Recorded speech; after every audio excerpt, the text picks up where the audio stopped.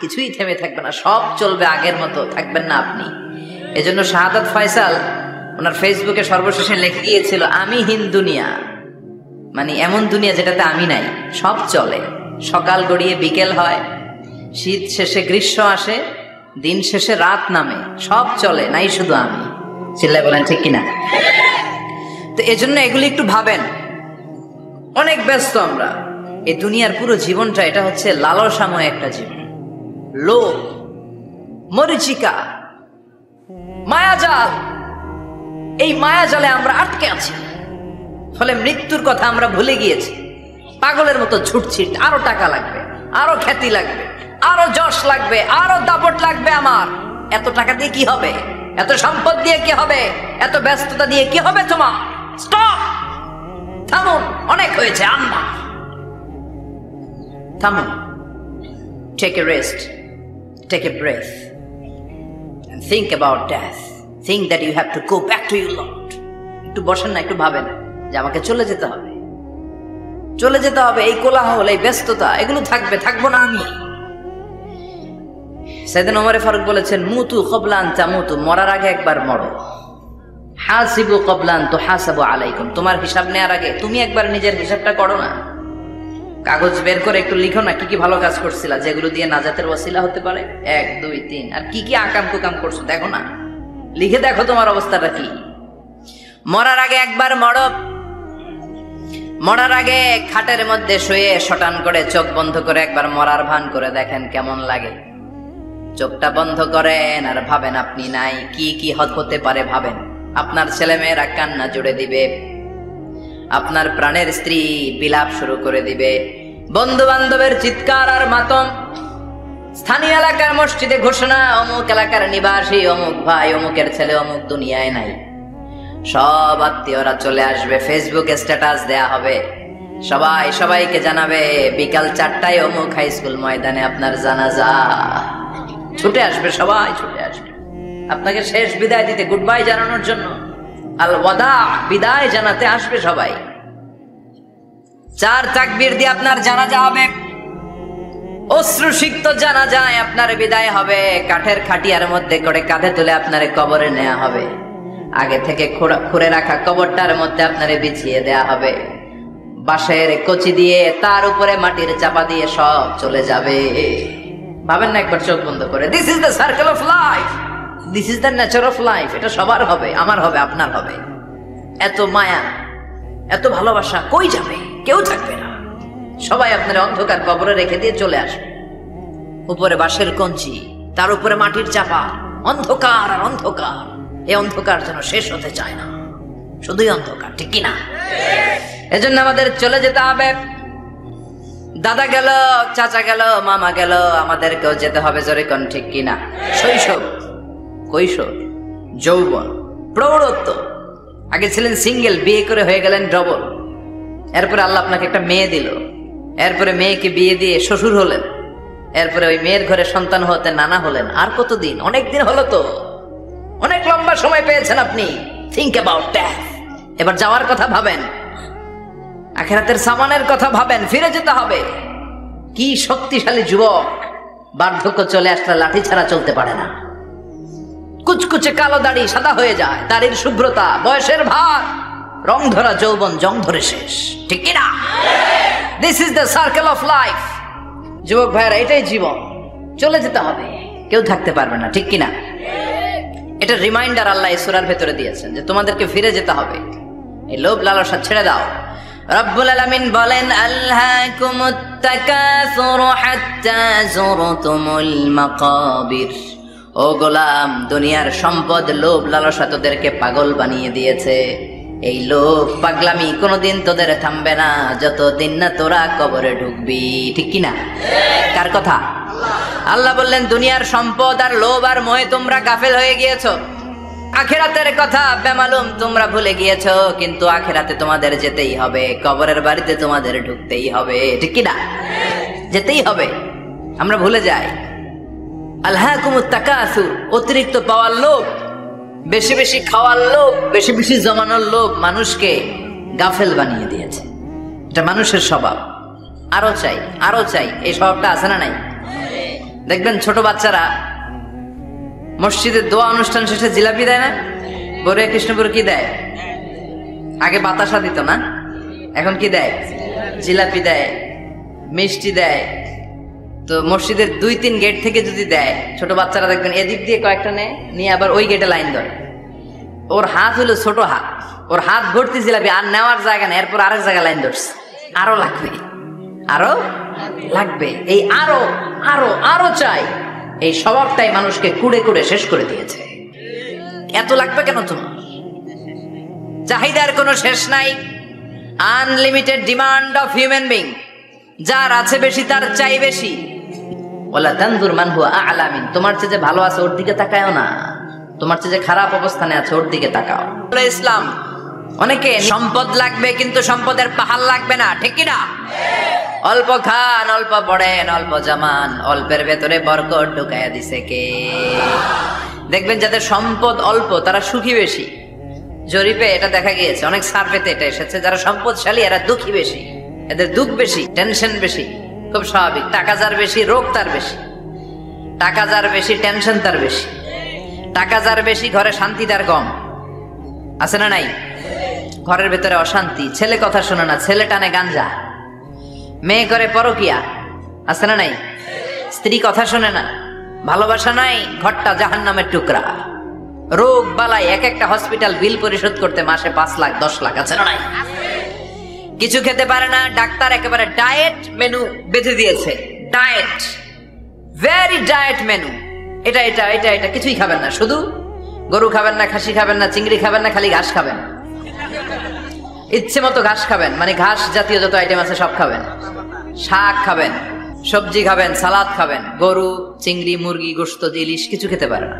তাহলে রোগ বেশি, খাওয়ার মজা নাই, ঘরে সাংসারিক শান্তি নাই, খালি ব্যারাম আর ব্যারাম, ঠিক কিনা? কিন্তু সম্পদের পাহাড় ঘটেছে। আর অল্প যারা খায়, অল্প পড়ে, রিক্সাওয়ালা, কুলিওয়ালা, অল্প বেতনের চাকরি, কিন্তু হক হালালি মেনে চলে, দেখবেন শান্তি আছে অনেক। হ্যাঁ, বাসা ভাড়া দেয়, ফ্যামিলি চালায়, বাচ্চাদের স্কুল বিল, এরপরও মাস শেষে 1-2 হাজার টাকা হাতে থেকে যায়। আর ওর প্রতি মাসে 10 কোটি টাকা ইনকাম, তারপরও ব্যাংকের ঋণ আছে না নাই? সুখ কারে বলে? কিভাবে আপনি সুখকে ডিফাইন করবেন? সুখ তো টাকায় কিনা যায় না, শান্তি টাকা দিয়ে হয় না, শান্তি দেওয়ার মালিক কে? শান্তি আছে অল্প খেয়ে শুকর করার মধ্যে, শান্তি আছে আলহামদুলিল্লাহর মধ্যে। চিল্লায় বলেন ঠিক কিনা? এজন্য অল্প খাবো, অল্প পড়বো, অল্প জামাবো, অল্পের ভেতরে বরকত দিয়েছে কে? দেখেন ধনী ভাইরা খেতে পারে না, কিন্তু রিক্সাওয়ালার কি সমস্যা হয়? রিক্সাওয়ালারা সব খেতে পারে। কুলিওয়ালা, দিন মজুর, এরা একেবারে স্লিম সুঠাম দেহি, মেদহীন পেট, পেটে কোনো মেদ নাই, ভুড়ি নাই। আর কুটিপতিদের মেদ আছে না নাই? এত বড় বড় পেট, ঠিক কিনা? আমাদেরও পেট আছে, তবে হালাল পেট, এটা হারাম টাকা দিয়ে এই ভুড়ি বানাই নাই আমরা। চিল্লে বলেন ঠিক কিনা? রিক্সাওয়ালা, কুলিওয়ালা নিজেও নামাজ পড়ে, বউও নামাজ পড়ে, বাচ্চাটাও নামাজ পড়ে, রিক্সা চালায় আর জিকির করে লা ইলাহা ইল্লাল্লাহ, লা ইলাহা ইল্লাল্লাহু মুহাম্মাদুর রাসূলুল্লাহ সাল্লাল্লাহু আলাইহি ওয়াসাল্লাম। সুখ আর শান্তি, তাদের ঘরে সুখ। ধনী কোটিপতি, ভিআইপি, সিআইপিস, এদের রাতে ঘুম নাই। 1 ঘন্টা ঘুমানোর জন্য 4টা ট্যাবলেট খাওয়া লাগে, এরকম আছে না নাই? কিন্তু ঘুমের জন্য যে ট্যাবলেট খাওয়া লাগে রিক্সাওয়ালা এটা জানেই না। ওর যেখানে রাইত ওইখানেই, ওর মাথা বিছনায় লাগতে দেরি, ওর ঘুম আসতে দেরি হয়। ওর ঘুমে নাকের ডাকের আওয়াজে ট্রাকের ইঞ্জিনও ফেল। সুবহানাল্লাহ পড়েন। এজন্য অনেক বেশি সম্পদের পাহাড় করা লাগবে, এই চিন্তা যেন আমাদের মাথায় না আসে। চিল্লায় বলেন ঠিক কিনা? এজন্য বিষ্ণু বললেন কিয়ামতের আগ দিয়ে মানুষের মধ্যে আকাঙ্ক্ষায় প্রতিযোগিতা বেড়ে যাবে, প্রতিযোগিতামূলক টেন্ডেন্সি। কার চেয়ে কে বড় হতে পারে, কার চেয়ে কে বেশি টাকার পাহাড় বানাতে পারে, আছে না নাই? বিষ্ণু বললেন ওয়ান তারাল হুফাতাল উরাতাল আলাতা রিয়া আশ-শাইয়াতা তাওয়ালুনা ফিল বুনিয়ান। কিয়ামতের আগে এমন কিছু লোক যাদের গায়ে দেওয়ার মতো জামা ছিল না, পায়ে দেওয়ার মতো জুতা ছিল না, পেটে দেওয়ার মতো খাবার ছিল না, সমাজের কেউ তাদেরকে চিনত না। হঠাৎ করে এই লোকগুলো ধনী হয়ে যাবে। And they will start to construct, they will compete to construct high rises building in the cities. শহরে গ্রামে এরা বড় বড় বিল্ডিং বানানো শুরু করবে। এই উঁচা উঁচা বিল্ডিং আমাদের সমাজে আছে না নাই? কৃষ্ণপুরে 2 তলা 3 তলা বিল্ডিং আসেনি? আছে। আজ থেকে 20 বছর আগে ছিল? আমি তো 20 বছর আগে যখন আসছি কিছুই ছিল না, খালি পানি আর পানি। আর এখন 2 তলা 3 তলার অভাব নেই। গরিপুর পাশে না আপনাদের? এদিকে গরিপুরে যে বিল্ডিং আছে বাংলাদেশেও নাই, ঠিক কিনা? সারা বাংলাদেশের সবচেয়ে দামি জায়গা হচ্ছে গরিপুর বাজারের জায়গা, জানেন এটা? বসুন্ধরা, গুলশান, বনানী, বাড়িধারা, উত্তরার 3-4 ডবল দাম এই জায়গা, ঠিক কিনা?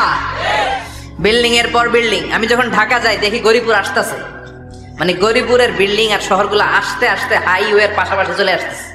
প্রতি বছর আইসা দেখি কিছু আগাইছে, 2-3 বছর পরে এইটা একেবারে হাইওয়ের সাথে চলে আসবে। খেয়াল করছেন? ঢাকা যাওয়ার সময় গরিপুর আগাইতেছে, খালি গরিপুরের বিল্ডিং, গরিপুরের শহর আগাতে আগাতে আগাতে ঢাকা চট্টগ্রাম মহাসড়কের কাছাকাছি চলে আসছে। এই যে বিল্ডিং বানানোর প্রতিযোগিতা, কুমিল্লা শহরে আজ থেকে 20-25 বছর আগে 5 তলা 6 তলা একটা বিল্ডিং ছিল না, এখন 10 তলা 20 তলা আছে না নাই? ঢাকায় আজ থেকে 20 বছর আগে 10 তলা বিল্ডিং খুঁজে পাইতেন আপনি? নাই। ইসলাম বলে রাস্তার এক পাশে 5 তলা আর এক পাশে গাছতলা, এটার নাম ইসলাম না। খেটে খাওয়া মানুষ, সুবিধা বঞ্চিত মানুষদের দ্বারে যে তুমি যাকাতের টাকা পৌঁছে দাও। যাকাতকে ফরজ করা হয়েছে দারিদ্রতা বিমোচনের জন্য। আপনি শাড়ি লুঙ্গি দিলে কি হবে? ওরে শাড়ি দিচ্ছেন দুপুরে, রাত্রে বেলা ও আরেক জায়গায় লাইন ধরে আছে, বিরিয়ানির প্যাকেট দিতেছে ওইখানে, কথা কোন? সারাটা বছর ও যাকাতের টাকা নেবে, ওর কিচ্ছু হবে না। বরং এমন কিছু তাকে করে দিতে হবে যেটা দিয়ে সে ফ্যামিলি লিড করতে পারে। একটা সিএনজি কিনে দেন, ওই ফ্যামিলিতে কোনো যুবক থাকলে সিএনজি চালায়া, অটো চালায়া ফ্যামিলিটারে চালাবে। একটা টঙের দোকান করে দেন, চায়ের দোকান, চা বিক্রি করে ফ্যামিলিটারে চালাবে। অস্ট্রেলিয়ান একটা গাই কিনে দেন, গরুর দুধ বিক্রি করে তার ফ্যামিলি চলবে। কিংবা মাছের একটা খামার করে দেন, মুরগির খামার করে দেন, ঠিক কিনা? ওমরে ফারুক বলতেন এমন ভাবে যাকাত দাও যাতে করে যাকে যাকাত দিয়েছে জীবনে কোনোদিন সেজন্য আর কারো কাছে যে হাত পেতে যাকাতের জন্য দাঁড়িয়ে না থাকে। এই বিধানটা কার? এজন্য আল্লাহ বললেন আল্লাহকুমুত তাকাসুরু হাত্তা যুরতুমুল মাকাবির। দুনিয়ার লোভ লালসা তোমাদের কমবে না যতদিন না তোমরা কবরে ঢুকো। কার কথা? চিল্লায় বলেন কার? এজন্য দুনিয়ার প্রতি যে আমাদের লোভ, এটা কি বাড়াইতে হবে না কমাইতে হবে? এই দুনিয়ার জীবন এটা ক্ষণিকের। আমাল হায়াতুদ দুনিয়া ইল্লা মাতাউল গুরুর, এটা ভোগের সামগ্রী, আজ আছে কাল না, এটা হাতের ময়লা। বিশ্বনবী দেখলেন একটা লাশ যাচ্ছে, লাশ দেখে নবী দাঁড়িয়ে গেলেন। সাহাবারা বললেন ইয়া রাসূলুল্লাহ ইন্নাহু ইয়াহুদি, এটা ইহুদির লাশ।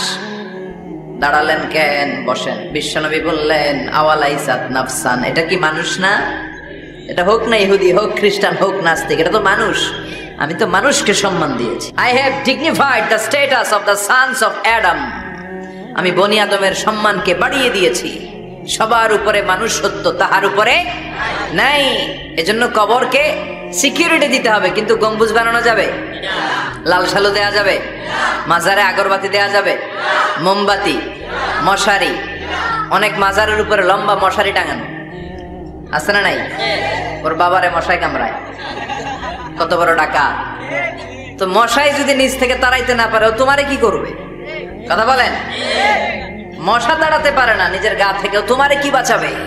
দেখবেন যে লোকটা মাজারে মশারি দেয়, ওর বাবার ডেঙ্গু জ্বর, ওর বাপেরে মশাই খায়, ওর মারে মশাই খায়।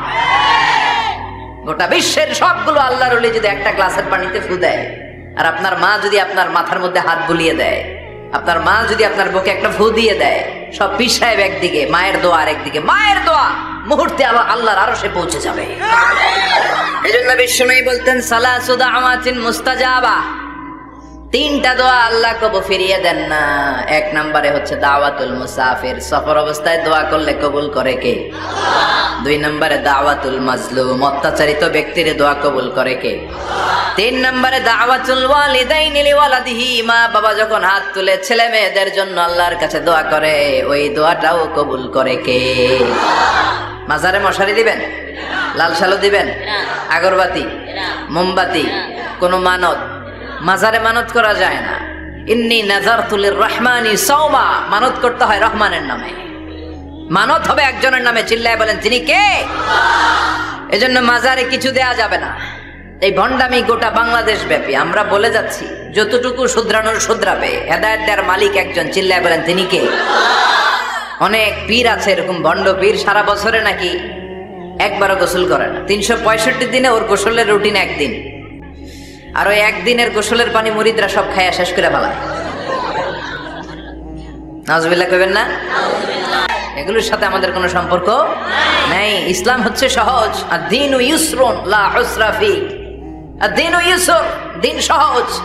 এত জনের কাছে যাওয়া লাগবে না, আপনি ওই জেলায় যে ওই মাজারে মানত করা লাগবে না, আপনার সিলেটে যাওয়া লাগবে না, আপনার খানজানাইয়ের কাছে যাওয়া লাগবে না, আপনার কোথাও যাওয়া লাগবে না। আপনি বাড়ির পাশের মসজিদে পড়ে সেজদা দেন, মুহূর্তে দোয়া কবুল করে নিবে কে? রব্বুল আলামিন বলে, গোলাম আমারে ডাকস না কেন? তোর ডাকে সাড়া দেওয়ার জন্য আমি 24 আওয়ার্স রেডি। দুনিয়ার বুকে কোনো বিষয় নিয়ে যদি আমরা বারবার যাই, দুনিয়াতে লোকজন রেগে যায়, ঠিক কিনা? আমি ওনার কাছে গেলাম, ভাই আজকে একটা বিপদে পড়ছি, 500 টাকা দেন, দিয়ে দিল। এরপরের দিন আবার গেলাম, দিল। পরশু দিল, তরশু গেলে চেঁচা দিয়ে দিবে, একটা মাইর দিয়ে দিবে, ঠিক কিনা? কি পাইছো তুমি? প্রতিদিন 500 টাকা। বারবার কোন একটা ইস্যু নিয়ে কারো কাছে যাওয়া যায় না, এটা লজ্জার বিষয়, ঠিক কিনা? কিন্তু আল্লাহর বিষয়টা উল্টো। সুনানে তিরমিজির বর্ণনা, ইন্নাহু মান লাম ইয়াসআলিল্লাহ ইয়াগদাব আলাইহি। কোন বান্দা যদি কোনো বিষয় নিয়ে, কোনো ব্যাপার নিয়ে আল্লাহর কাছে বারবার না যায়, আল্লাহ তার উপর রেগে যায়। এজন্য আল্লাহর কাছে বারবার চাওয়ার দরকার আছে না নাই? আপনার মনের জ্বালা যন্ত্রণা পূরণ করে দিতে পারে কে? এটার নাম তাওহীদ। এক আল্লাহ কেন্দ্রিক হওয়া, আল্লাহ সেন্টার্ড। আমাদের সবকিছু হবে আল্লাহ কেন্দ্রিক। বিপদে আপদে যে কোনো পরিস্থিতিতে সবার আগে কার কাছে যাব? এটার নাম তাওহীদ। এটার নাম তাওহীদেরই মুর্শিদ আমার মুহাম্মাদের নাম বলো, মুহাম্মাদের নাম। আল্লাহর নাম জপলে বুঝতে পারি আল্লাহরই কালাম বলো, মুহাম্মাদের নাম। ওই নামেরই রশি ধরে যায় আল্লাহর পথে, ওই নামেরই ভেলায় চড়ে ভাসি নূরের স্রোতে, ওই নামের বাতি জেলে দেখি আরশের মুকাম বলো, মুহাম্মাদের নাম। সবাই পড়েন, তাওহীদেরই মুর্শিদ আমার মুহাম্মাদের নাম বলো, মুহাম্মাদের নাম। আল্লাহর নাম জপলে বুঝতে পারি আল্লাহরই কালাম বলো, মুহাম্মাদের নাম। চিল্লায় পড়েন আমিন। সব সময় বিপদে আপদে কার কাছে যাবেন? আপনার বিপদ দূর করতে পারে কে? আপনারে অসুস্থ থেকে সুস্থ বানিয়ে দিতে পারে কে? মনের জ্বালা যন্ত্রণা মিটাতে পারে কে? আল্লাহ ছাড়া কেউ পারবে? কোন মুফাসসিরে কোরআন আপনারে বাঁচাতে পারবে? কোন আল্লাহর ওলি বাঁচাতে পারবে? এমনকি আল্লাহর কোন পয়গম্বর, কোন নবী আপনার কিচ্ছু করতে পারে? করতে পারে একজন, তিনি কে? আমরা যেন সব সময় সে আল্লাহর জিকির করে, আল্লাহ তুমি তৌফিক দাও। চলে যেতে হবে। কখন যে কে চলে যায় তার কোনো ঠিক নাই, হ্যাঁ, কেউ জানি না, কিন্তু এতটুকু জানি যে চলে যাও। গত কয়েকদিন আগে এদেশের আপকামিং একজন ইয়াং স্কলার হুট করে চলে গেলেন। নাম শুনছেন? কি নাম? হ্যাঁ, শাহাদাত ফয়সাল। আমাদের বয়সে বা আমাদের চেয়ে ছোট, মধ্যম পন্থার একজন আলেম ছিল, চলে গেল। অনেক আশা ভরসা ছিল অনেকের তার উপর যে সে he is an upcoming scholar, সে মধ্যমপন্থী। ডক্টর আব্দুল্লাহ জাহাঙ্গীর স্যারের নাম শুনেছেন? ভাল লাগে না কথাগুলো শুনলে? হৃদয়টা ঠান্ডা হয়ে যায়। কারো পক্ষপাতিত্বে যায় না, যেটা হক, যেটা সমাজের জন্য কল্যাণকর সেটার কথা বলে। এই মাঝামাঝি থাকতে পারাটা সবচেয়ে কঠিন, ঠিক কিনা? আল্লাহ বলেছেন, ওয়াকাযালিকা জাআলনাকুম উম্মাতান ওয়াসাতান লিতাকুনু শুহাদা আলান নাস। তোমাদেরকে হতে হবে উম্মাতান ওয়াসাতান, মধ্যমপন্থী উম্মাত, মাঝামাঝি থাকতে হবে। কিন্তু আমরা এদেশে মার্জিনালাইজ করে ফেলি, বুঝতে পেরেছেন? এক প্রান্তে চলে যাই। যারা চরমনায়ের মুরিদ, অন্যদেরকে আর দেখা যাবে না। যারা সরসিনার মুরিদ, এরাই সব, অন্যদিকে যাওয়া যাবে না। যারা জামায়াত ইসলাম, অন্যদিকে আর যাওয়া যাবে না। যারা হেফাজতে ইসলাম, অন্য কারোর মধ্যে আর হক নাই। যারা আহলে হাদিস, সব হক সুন্নাহ এদের কাছে, কারো মুখের কোনো কথা এদের কাছে কোনো দাম নাই। তো আমার এই দেশে সুন্নি ভাইরা গালি দেয়, আহলে হাদিস বলে, বুঝতে পেরেছেন? মাঝামাঝি থাকাটা এই বাংলাদেশে খুব কঠিন, কিন্তু আপনাকে মাঝামাঝি থাকতে হবে। আপনাকে ওয়াসাতিয়ার পদ্ধতিতে আসতে হবে, উম্মাতান ওয়াসাতা, মাঝামাঝি মাঝামাঝি, ডানেও না বায়াও না, সিরাতুল মুস্তাকিমে ডান বাম নাই, এটা সোজা। এই রাস্তা একবার যদি উঠে যান এই রাস্তা শেষ হয়ে যাবে জান্নাতুল ফেরদাউসের ভিতরে, চিল্লায় বলেন ঠিক কিনা? এজন্য আমরা যেন মিডল পাথ ধরি, আমরা যেন কট্টর না হই, আমরা যেন মাঝামাঝি হই। আপনি তাবলিগ করতে পারেন, করেন, খুব ভালো। তাবলিগের ভাইদের একটা ভালো গুণ হচ্ছে নিজের খেয়ে নিজের পরে ইসলামের দাওয়াত দেয়, ঠিক কিনা? নিজের টাকা ভেঙে দাওয়াত দিচ্ছে, তো তাদের কারণে অনেকে কালিমা শিখছে, অনেকে নামাজ শিখছে, তাদেরও কন্ট্রিবিউশন আছে না নাই? তো যারা তাবলিগ করেন আপনি মনে করবেন না যে সব হক সব সত্য, শুধু আপনি হকের ডিলার এটা মনে করবেন না। সব সত্য হক এটা আপনার বাবার দাদার সম্পত্তি এটা মনে করবেন না। সব দলের মধ্যে হক থাকতে পারে, বরং সব দলের ভালো ভালো জিনিসগুলো নিয়ে নিজেকে সাজানো দরকার। কথা বলেন? জামাত ইসলামের মতো, হেফাজতে ইসলামের মতো আন্দোলনের স্পিরিট থাকতে হবে, চিল্লা এখন ঠিক কিনা? আমার সুন্নি ভাইদের মতো নবীর প্রেম অন্তরে থাকতে হবে, চিল্লা এখন ঠিক কিনা? আল্লাহ তুমি আমাদেরকে বুঝার তৌফিক দান করো। সূরার নাম হচ্ছে সূরাতুত তাকাসুর, চিল্লায় বলেন কি নাম? এই সূরার সেন্ট্রাল সাবজেক্ট ম্যাটার হচ্ছে we have to go back to our Lord. আমাদেরকে ফিরে যেতে হবে আমাদের রবের কাছে। আমরা কেউ আজীবন থাকতে আসি নাই, থাকতে পারবো আজীবন? দাদা চলে গেল, বাবা চলে গেল, মা চলে গেল, মামা চলে গেল, খালু চলে গেল, এরপর আমাদের টনক নড়ে না, তাই না? পাগল পড়া হয়ে আছে এই পৃথিবীর জন্য। মরতে যে হবে এটা ভাববার সময়টুকু আমাদের নেই। আমরা ব্যস্ত আমাদের ক্যারিয়ার নিয়ে, আমাদের লাইফ নিয়ে, আমাদের সমাজ নিয়ে, আমাদের ফ্যামিলি নিয়ে, আমাদের সন্তান আর সম্পদ নিয়ে আমরা super busy. We are leading a very super busy life. We don't have even a single time to think about death. মৃত্যু নিয়ে ভাবার একটা মুহূর্ত আমাদের নাই। কিন্তু পৃথিবীর সবচেয়ে সুনিশ্চিত বিষয় হচ্ছে মৃত্যু, ঠিক কিনা? The most certain thing in our life is death. আমাদের জীবনের সবচাইতে সুনিশ্চিত বিষয় হচ্ছে মরণ।